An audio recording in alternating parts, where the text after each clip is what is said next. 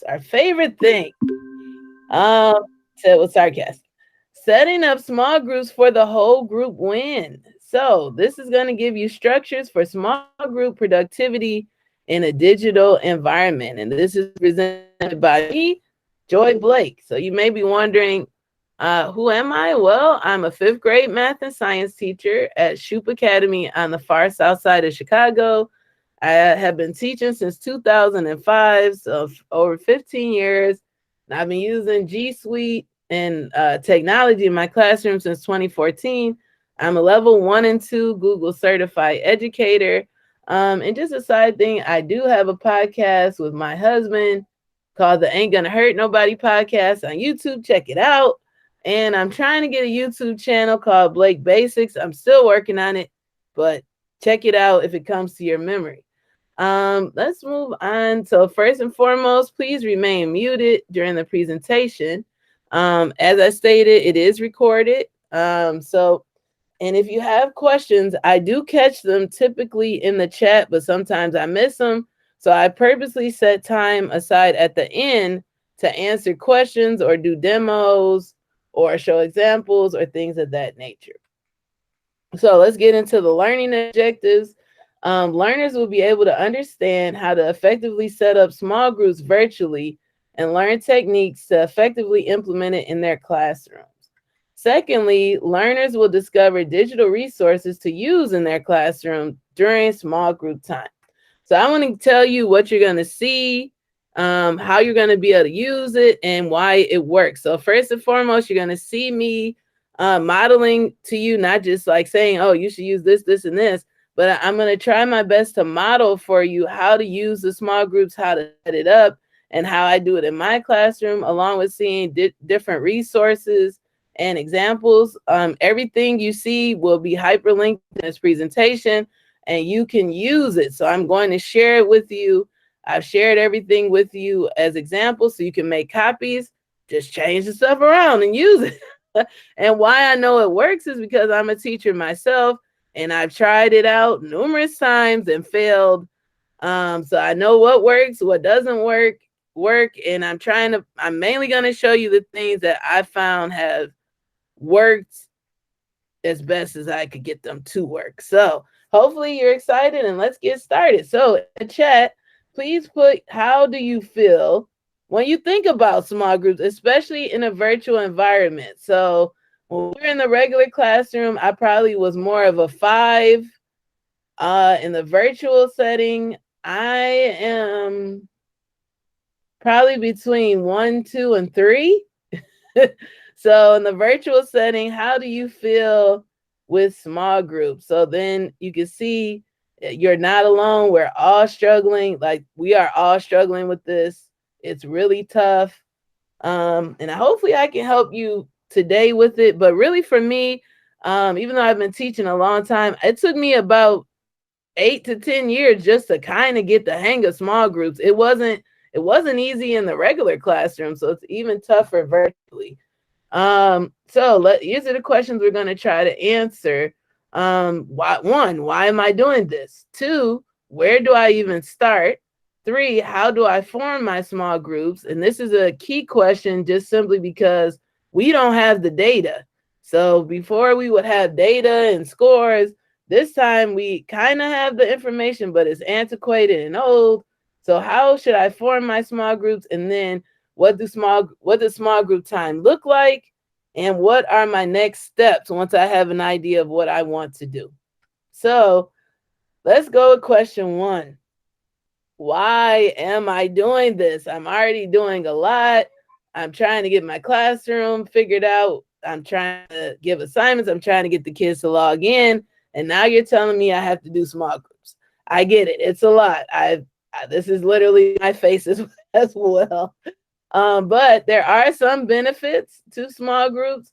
If you think about the 4 C's, creative thinking, creativity, communication, and collaboration, the small groups do encourage this. I mean, I have noticed that students do talk more once they're in a small group setting.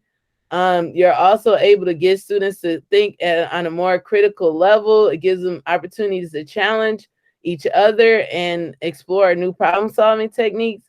And of course, it helps them to work together so they can achieve something bigger as a group rather than as an individual. And for the teacher, I believe one big benefit is it allows you to reteach, because if your synchronous lesson or your whole group lesson is so short, some kids aren't going to catch it in that short amount of time. So it gives you the opportunity to reteach. It gives you the opportunity to make the most of your synchronous time. And also it helps you to differentiate instruction based off of what the kids need right now, because kids have lost a lot of information with this virtual learning. So small groups kind of help you to kind of bridge the gap or address misconceptions. Um, and the other reason why we're doing this is because we have to. CBS has MTSS requirements. We have to log it in Aspen. You have to log your interventions, your notes, your goals. So my advice is to use small groups to your advantage and connect it to MTSS as much as possible. If you are need more information, I provided a link to Chicago Public Schools information page on MTSS. So when you get this presentation, just click there. Okay, so where do I start? And I'm going to try my best to explain this to you as simply as I can, because it's a very complicated thing, but I'm going to try to make it as simple as possible. First thing is your schedule. You need to decide. Now, your school might be different. My school requires me to do small group instruction during my math block. So not only do I have to do whole group, but I also have to do small group, and then I have to do asynchronous time, and then I have to do an exit slip.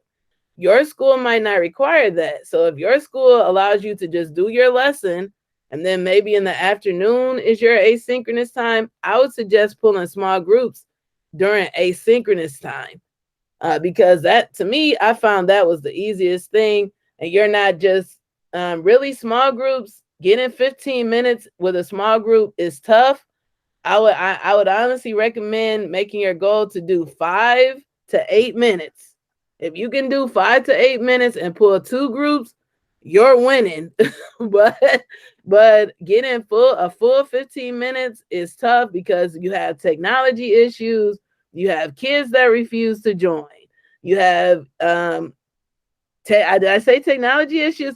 I don't know. Your whole group and your whole group lesson sometimes runs over, because remember, don't be too hard on yourself. Everything that you're doing this from scratch. Nobody has ever done this before. And sometimes the stuff that I plan to do that I think will take 10 minutes takes 20 minutes. And then all of a sudden you look up and you it's time for small groups. So shorten the time, the small group window. If you can get 15, great, but 5 to 8 to me is more realistic, and that's what I get every day. And sometimes I'll only have the kids do 2 problems in a small group. We'll do 2 problems together. That's it. And then I'll pull like another group. So here's my sample schedule. I've included a link so you could just make a copy of it and use the same schedule for yourself. I have 2 classes, so I do the whole group. I do like a mini lesson for 15 minutes. Maybe we take notes or watch a short video or whatever it is. And then I'll put my 2 small groups.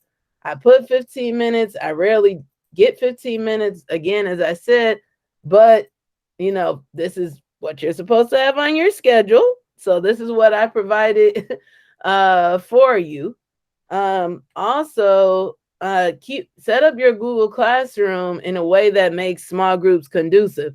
My suggestion is, if you have your Google Classroom, make sure you have a topic that says small group, so students know where they can get their work and where they can turn in their work. So here's my classroom. I have a daily agenda, which I'll get to later, but that's where they can find links that they need for the day.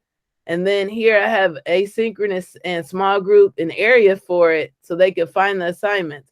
I really would recommend, if you're not using the reuse post function, use the reuse post function, because you can reuse an assignment that you may have assigned another time. So if you could choose to reuse it, let's say you want to assign an activity, You can, instead of having to retype this, reattach the link, if you use the reuse function, all of that stuff will already be there for you.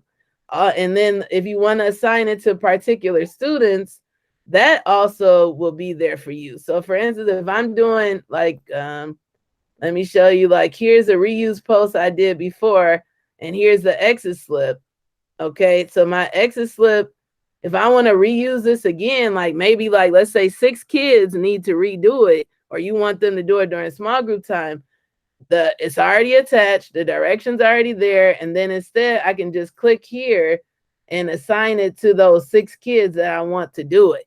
And it's a lot quicker for me instead of redoing the whole thing over again. So please make sure you use the reuse post, and that reuse function, if you have 2 math classes, it will transfer over to the other class. So I have 2 classes, but whatever assignment I make in this class will show up and reuse posts in my other class. So that's one thing to consider. Use the reuse post, and then assign assignments only to certain kids. And that kind of keeps them busy during small group time too, because they're like, oh, this is only my work. Nobody else has this. I would also suggest make some type of agenda that has your links that you need every day within it. So what I use, here's an example. If you're in my asynchronous session, I showed this as well. I use this for asynchronous time. And sometimes I also will like just change the title and put small group agenda. And then here's my group. So I have roadblocks, and then it has the kids' names underneath, and they just literally click here to do the activity. I have the kid's name, click right here, do the activity. So that minimizes questions. The more you just make them click one little thing, the lower amount of questions you're going to get. But if there's like tons of multiple steps and they got to go to the classroom, do this, you're going to get a lot of questions. And for me, I got annoyed. That annoys me. I don't like nonstop questions if I explained it already. Another thing is asynchronous. Here's an agenda that I use, and it covers asynchronous time and small group time. So you can give this to the group.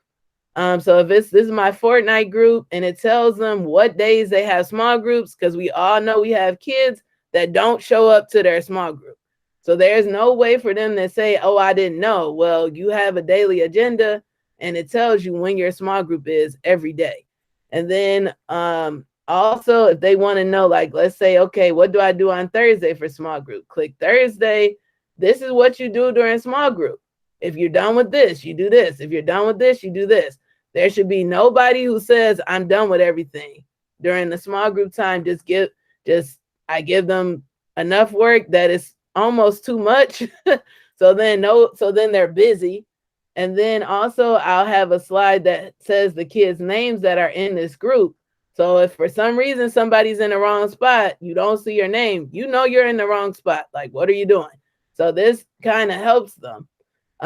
This is another version of it, but it just has, if you're good with Screencastify, this has the option for you to upload videos, so that maybe you want to give them the directions, or tell them what to do, or put a little mini lesson in here. This is taking a long time to load, but you can put a video in. So if this is something that I know it's in another language, but you can just delete that. I don't know why I did that. But you can just, modify it to what works for you and make a copy. My last example that I use this slide every single day. So you have to think about it like, we don't have chalkboards. We don't have a board anymore because we're virtual. So I use Google Slides as my chalkboard, and I just create like one slide that I use every day, and it tells them like, what are we doing today in small group?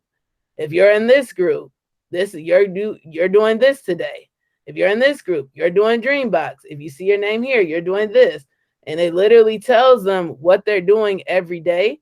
And then for me, this part is linked for me to use because it's linked to different Google Meet. So each small group has their own Google Meet that I set up separate, and I just copied the link and put it here.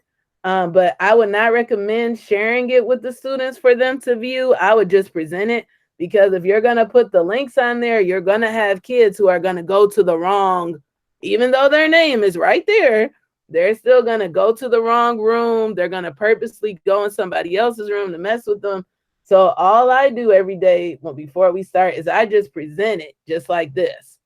And then, so then no kid, if a kid is lost, they can see like, oh, I'm supposed to be here. And it's just like a virtual chalkboard.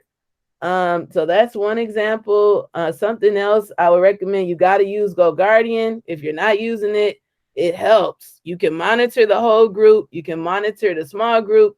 If you have a kid that's supposed to be in small group that didn't show up, you can send them a chat message like, hey, you should be in small group, because for some reason the kids they will mute the whole group lesson, and then they don't know like what's going on. So I send them a message on Go Guardian as well. And it covers you, because you could, if a parent is saying, oh, they did come to small group, you could say, well, no, I sent them this chat message during class that they didn't show up. So it's like another way to just keep everybody in check.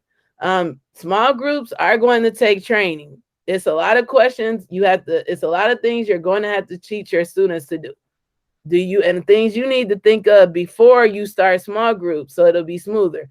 Do you want them to have their cameras on or off? That's in the small group or in the whole group? What time is small group? Is it in the middle of class, the beginning, the end? I recommend doing it in the middle. I tried to do it at the end and kids just fell off and they didn't do work.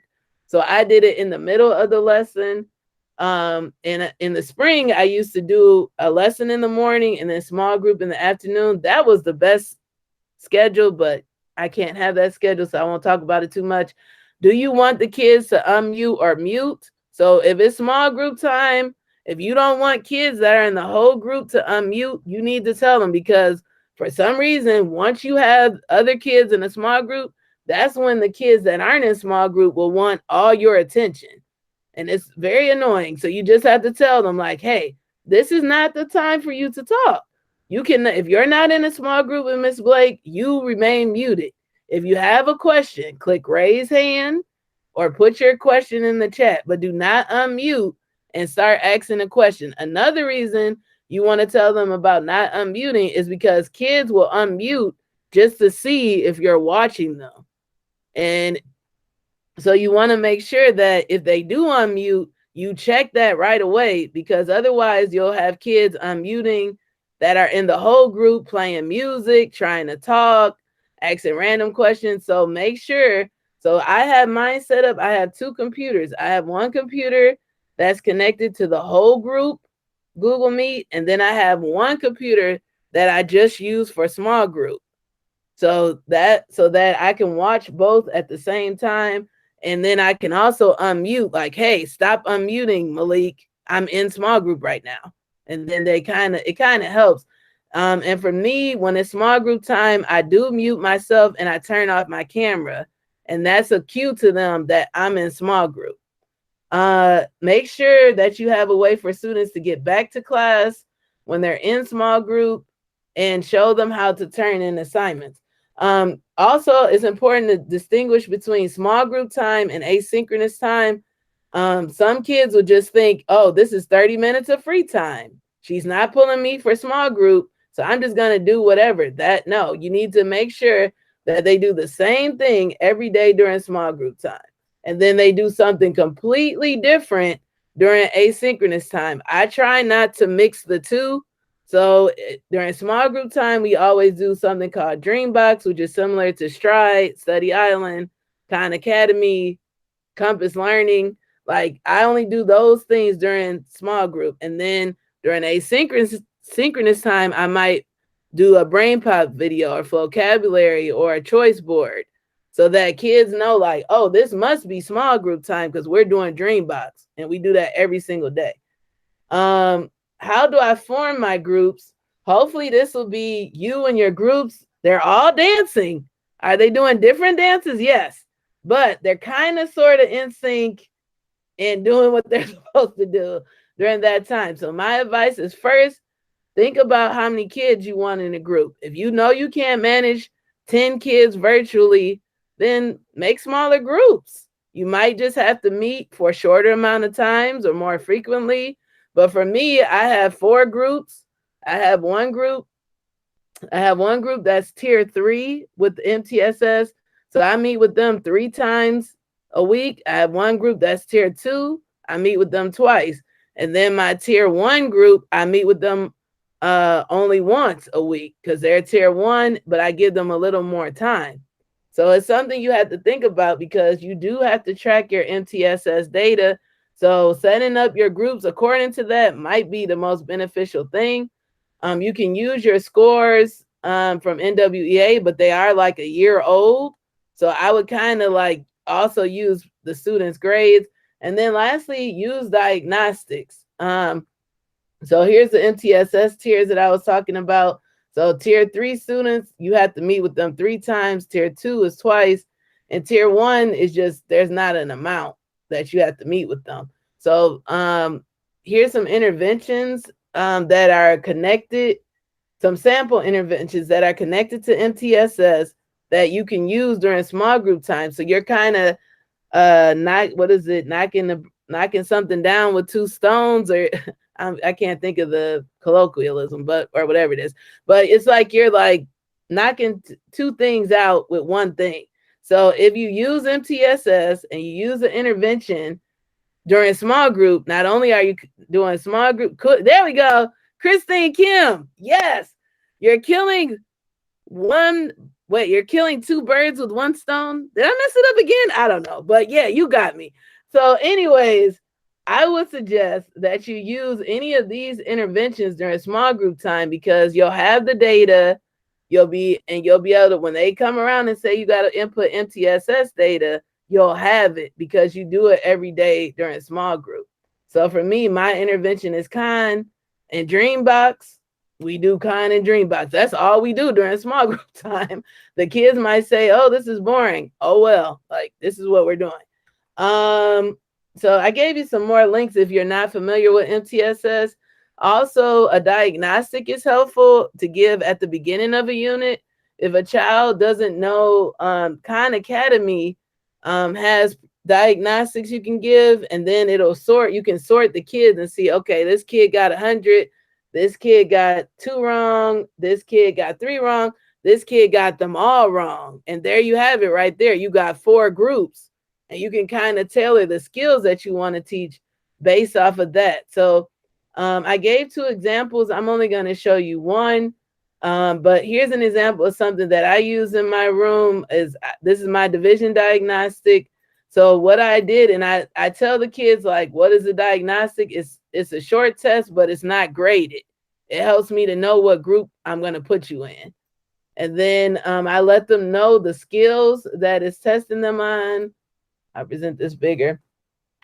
And then I'll give them a problem based off of the skills. So like, and it helps me, like I can subtract without borrowing.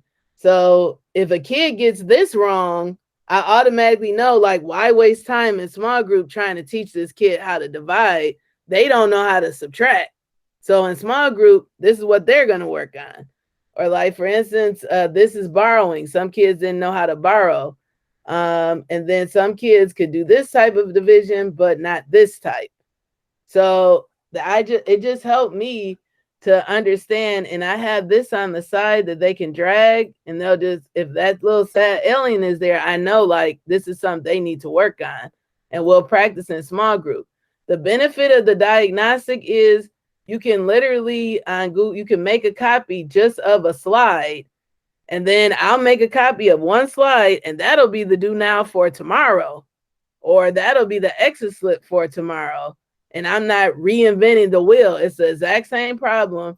And when a kid says, Miss Blake, we did this problem already, I'll say, well, when you play basketball, you shoot the same free throw. You shoot the same shot until you get it. Same thing for this diagnostic. You're gonna keep doing this problem until you get it right.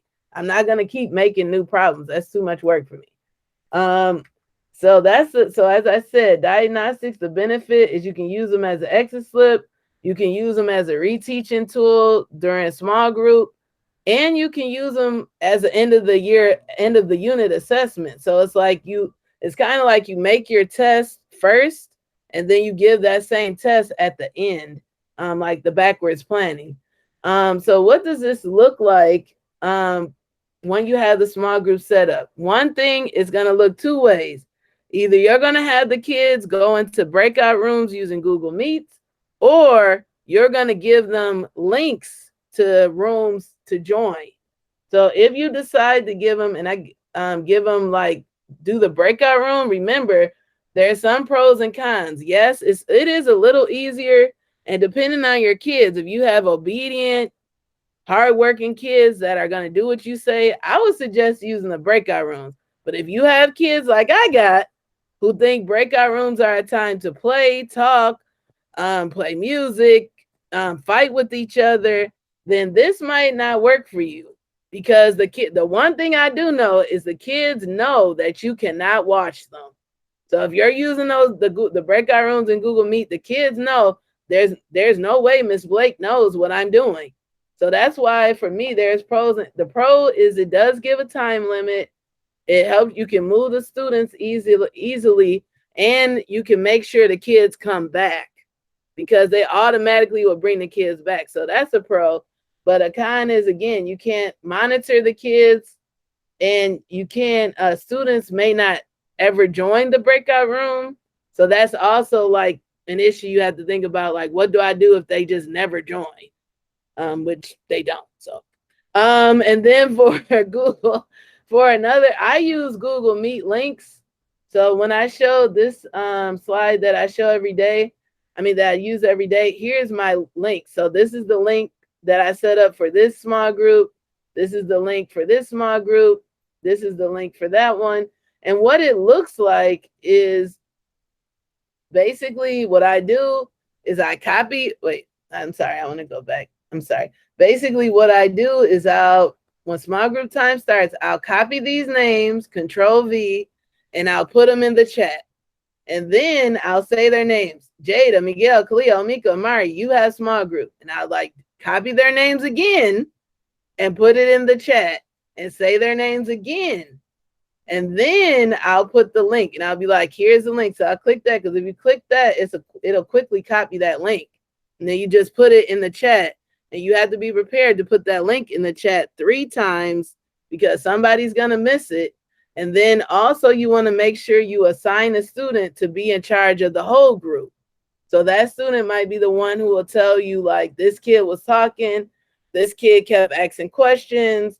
So either way, I would suggest assigning a student that's not getting pulled for small group to help you with the whole group.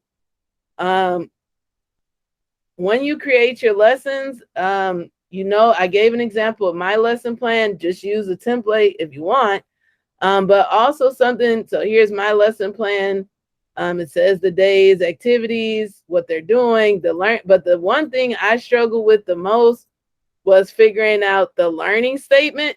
And you have to use that using the learning continuum for CPS. For NWA, I'm sorry. So if you go, I just want to show this because I just discovered this year, and maybe you knew about it, which is good job if you knew about it. But I found that the data that I had was from literally a year ago. And I just got stuck. Like, I didn't know what to do because the data was so old. So my assistant principal showed me this. So you go to NWEA, you open up the reports, and when you go to the learning continuum, there's another function called the testing view. And when you click on that testing view, it gives you just like a generic learning continuum that's not connected to like your old students from last year. Because if you just click on learning continuum here, it's going to pull up your students from last year, not your current students, because they never tested. So that's why you scroll down and go to test view. And then that's where you'll find a generic learning continuum. And like for me, I click on 2 through 5. And now I have all the standards or the strands, And then I could click on this and it'll tell me like, oh, based on this score, this is what they need. And then I can scroll over and see like, oh, here's the learning statement. They can do this, but they're trying to work to that. And this is what helps. This has helped me a lot with organizing like what they do during small group. If you don't use the Elmo interactive tool, I really would recommend that because it allows you to write on. So this is what it looks like. You download it. I put a link. I'm going to put a link in the presentation, but you download it and you can write on different presentations. You can write on the screen. So for me during small group, what I do is I just open this up every day. Of course, mine is going slow, but you know, just go roll with the punches here. But you open it up and let's say I'm trying to teach the kids. Okay, so it gives you a whiteboard. Okay, so that's one thing you have. You can upload you can take a picture of a word problem and you can like annotate it. So first you got a whiteboard. So that's a quick, easy learning tool for a small group. Then on top of it, if you go to the mouse, that's when you can, like for me, oops, sorry, I didn't mean to click that. For me, what I do every day is I'll like, let's say here's this division diagnostic. In small group, I'll use this, I'll present. And then in small group, I'll use this pin function to like solve it with the kids. And then, but it's from a PowerPoint that I have. Or like, let's say you don't want to use a PowerPoint, you could just get a worksheet off the internet and you'll be able to write on it live. So that Elmo interactive tool, if you're like me and you miss your Elmo, like I have my Elmo with me, but if you don't have your Elmo, it's really tough. So I would suggest using that during small group time.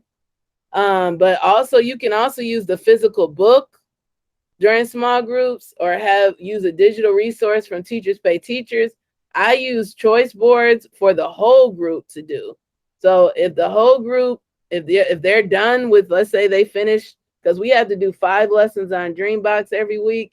If they finish the 5 lessons on the Dreambox website, then you can give them an activity like this where they just choose what they do. And it keeps them busy. And then based off of how many choices they make, that's the grade they get. So if they choose to do 6 of these activities, then they're going to get a D. But you can like tailor it. You could be like, it's up to you how many activities you want them to do and what the grade will be based off of that. So that's something to keep the whole group busy while you have small groups. But make sure it's not too complicated, because if it's too complicated, you're going to have kids unmuting, asking questions like, how do I do brain pop or whatever? So keep that in mind. So basically what I try to do is just stick to these websites that are easy to follow, easy for them to know what to do, and reduces questions so that I can teach my small group. So Dreambox is not free. My school pays for it, but I'm sure your school has something like Study Island, Compass Learning, Stride. I would suggest just using that website during small group time. Whatever it might be, IXL, that's what they should be doing during small group time. Like the whole group should be doing these activities while you have your small group. And I put them in the grade book. So whatever they're doing during whole group time, I mean, not whole group, but while I have a small group, I put that in the grade book. So that keeps them busy. Or you can assign them games. Like if my students finish their 5 lessons on Dreambox, I'll give them a game to play while I'm with my small group to keep them busy. And these are some great games you could consider. And then before, during, and after small group, present. Like you can't present enough. Don't be worried about kids being upset that their name's on the screen. As long as it's not showing their grade, you can present. you can show like who did and didn't do something. So every day, what I do is like, okay, you're supposed to be on Dreambox. I'm going to go check Dreambox and make sure you did your 5 lessons. If you didn't, so let's say Jada, she finished her 5 lessons on Monday. So I'm going to highlight her on Monday and show her that I know she finished. And then let's say Hassan, he didn't quite finish during small group time. So instead, but he finishes on Thursday, on Thursday, when I see that he finished, I'm going to highlight his name in that color so they know, like, because by Friday, the goal is that by Friday, they finish 5 lessons. So you'll have some kids that'll finish all 5 on Monday. Some will finish by Tuesday, but at least it's like they're working towards something, they're getting it done, and you're tracking it. And I do this before small group, and then I do it after small group, because it lets them know, like, oh, she is watching us. Like, this isn't just free time. I need to do my work. So let's get into, where do I go from here? So we presented, where do we go? Maybe you have a little smile, something helped you, or maybe you feel more overwhelmed. I get it, but let's think about the next steps. I recommend updating your parents constantly about small group, especially what time their kids have small group, what day they have small group, how long is small group, and then also explain to them what the kids are doing during whole group. Because I've had parents be like, why isn't my kid working? Because they're on brain pop. And it's like, well, I have small groups. They're supposed to do this assignment. I have a 5-year-old who's in kindergarten, and my kid has even missed small group at least once. Like, kids will miss small groups, especially if the parents don't know what day it is, what time it is, and all that. So the more information you give, the better. And also for the students, they need to constantly know. If you want to, and give yourself enough time to set up, like, this is a big undertaking. It really is. And it's not as easy as it seems, especially virtually. So give yourself enough time and create some system to track it. Whether you do, like, this is my system where I use the colors to show when kids complete their work. Maybe your system, you like more of a checkoff system. I use this for asynchronous time as well, but you could check kids' names off. Like, oh, okay, you can't, maybe you want to check them off that they came to small group. Maybe you want to check their names off that they did the work they're supposed to do when they were not in small group. Maybe, it's a lot of ways to check kids off, but I display this to the kids so they know, like, if you don't have all your checks, okay, you only have one check, you're going to have a D in the grade book because you only did like 60%. Really, that's 25%, but if you're trying to figure out how do you even get these check boxes in, you have to go to insert, and if you scroll down, there's the check boxes, and then that makes it like a lot easier than entering grades all the time. It's just like annoying. So that's one thing. I would also expect the unexpected. Like, it's not gonna go perfect. It's gonna be a lot of glitches. Your technology is probably gonna mess up. I found when I was doing the Google Meet breakout rooms, for some reason, the kids, I couldn't hear the kids. The kids could hear each other, and it was just a nightmare. So it's going to be technology problems. Just face it. Try to budget more time for it. It's going to happen. You might not get to every group every day. Don't beat yourself up. You might only get to one group. Even if you get to one group a week, like, you're getting there. Next week, try to get to 2 groups a week. Whatever it is, just like, don't beat yourself up. This is really hard. And there are always going to be students who miss small groups. Even my own kid missed a small group once. It's like, it happens. I don't even know why it happened, but I think I was teaching. My husband was working. We lost track of time. So sometimes there's a good reason. Sometimes they're just don't care or not paying attention. So just budget for that and pay attention to the kids that are in front of you. Some students will think it's free time. So again, pay attention to the kids who are doing their work, and then have a system for a consequence for the kids who aren't. Maybe they lose participation points. Maybe that it affects their grade. Like, it has to be some kind of consequence so they know, oh, this isn't time to go on Hulu, which, yeah. And also, you might have to change the groups around. I found that I had to tweak the groups a couple of times students' NWEA scores weren't like an accurate reflection of where they were like currently. And that's where the diagnostics can be helpful. And then some students will not talk at all. I knew that was an important one. I found this was really random to me, and I never expected this. I thought as soon as kids got in small groups, they would really be talking because they had the teacher one-on-one personal. But I found that I would go into a small group, they would all join the small group, and then none of them would talk. I would ask questions, none of them would answer, none of them would unmute. They wouldn't have the camera on. And instead of nonstop waiting, I just would like go through the worksheet, go through the lesson. I did my part. Maybe you were listening and just couldn't unmute. I don't know. But just be mentally prepared for if they don't talk and have something set up for that. So here's some resources I gave you. Here's the Elmo tool that I was showing you. That's right there.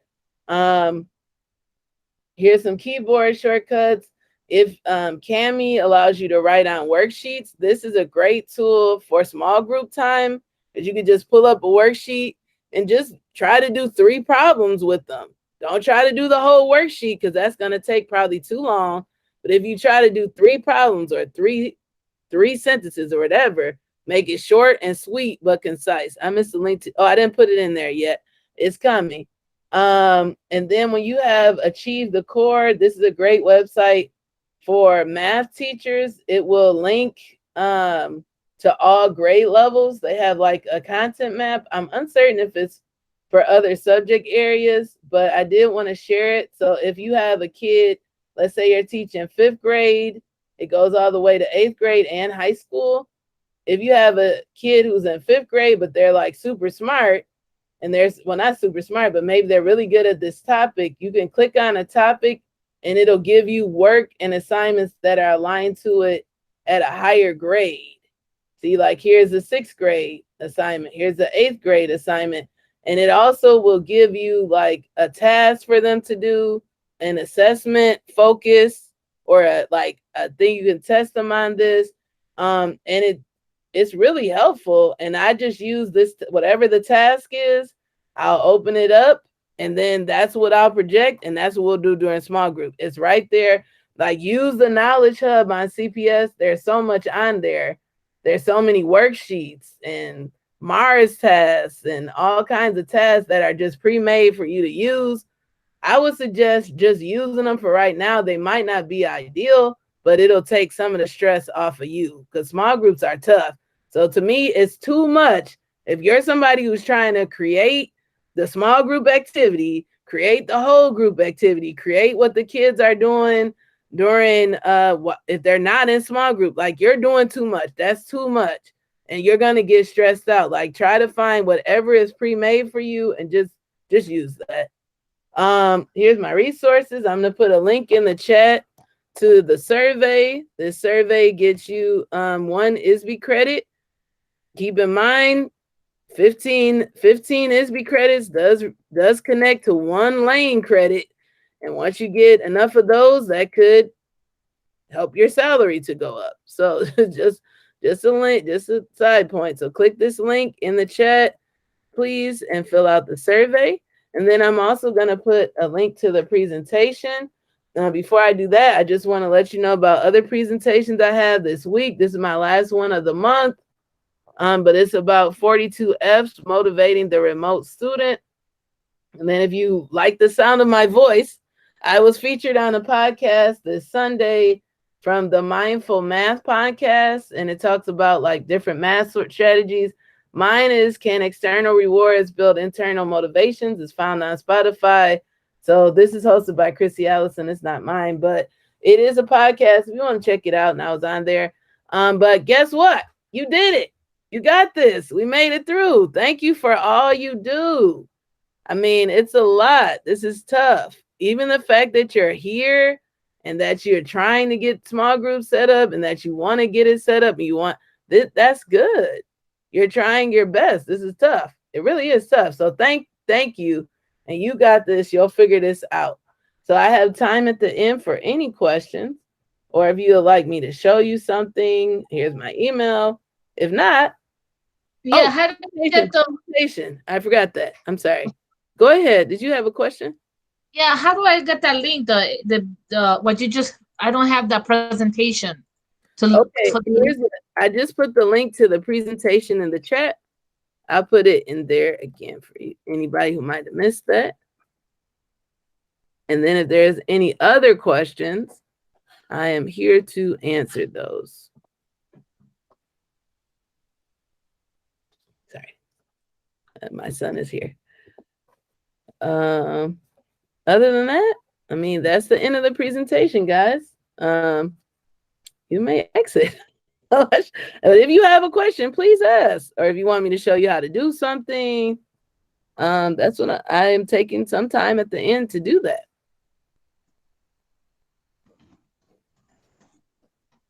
Thank you. You're welcome. Okay. Oh, that's my timer to stay on topic, on task. I try my best. Ashley Greenberg, thanks for coming to this session. I see you at every session, girl. Thank you so much. I appreciate it. Thumbs up. I think I attended your session during Google Palooza. Oh, okay. I hope you enjoyed it. That was tips and tricks for the new school year that I did at Google Palooza. So no problem. Thank you. Thanks for coming. Hope this helped. All right. I have a question. All right. We got a question. How can I help? For the whiteboard, I'm interested. How do I use that whiteboard? Okay, so for the whiteboard, what you're gonna, when you go on the presentation, you're gonna go to this slide that says teacher resources, and then you're gonna click on the Elmo. And when you click on that Elmo, it's gonna take you here. And all you need to do is, mine is slow, really slow, but it's gonna give you the option to download the tool, and the tool looks like this. So once you have the tool downloaded, see, here's the interactive tool. And you can download it for Windows or for Mac. And it's gonna, when it downloads, it's gonna be on your desktop. So remember, in order to open it up, you got to go to your desktop, but then it'll be connected to everything else. And then you just, if you want the whiteboard, you click this function and it'll give you the whiteboard. If you want to write on a picture, you just pick a picture. You can like pick a picture that from your computer, and then you can like write on that picture. Okay. If you want to write on a website, you just click on the mouse, and then you'll be able to write like on a live website. So okay, let me see if I could open that. What slide was that? What slide was that? That was on slide number, let's see, 38. It's towards the end, but it's slide 38, and the link is under Elmo Connecting Minds. Oh, thanks, Mr. Burns. Thanks for coming, Mr. Burns. Are there any other questions? All right, guys. Well, enjoy your evening. Decompress. Take a break. Don't grade too many papers, even though I'm going to grade papers. So, yeah, it's just bad. All right. So I'll see you maybe Thursday. All right. Bye.